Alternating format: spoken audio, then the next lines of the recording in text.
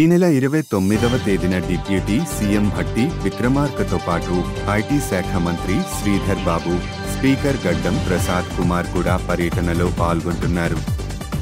అనంతరం తాండూరు నియోజకవర్గంలో ప్రతిష్టాత్మకంగా 200 కోట్లతో నిర్మించనున్న ఇంటిగ్రేటెడ్ స్కూల్ నిర్మాణంకు శంకుస్థాపన చేయనున్నారు.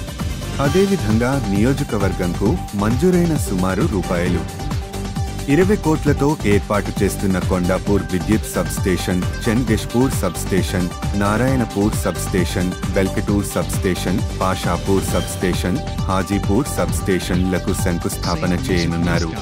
మరోవైపు అదే రోజు తాండూరు మున్సిపల్, తాండూరు మండలం, పెద్దేముల్ మండలాలకు చెందిన రేషన్ లబ్ధిదారులకు మంజూరైన కొత్త రేషన్ కార్డులను పంపిణీ చేయాలని నిర్ణయించారు.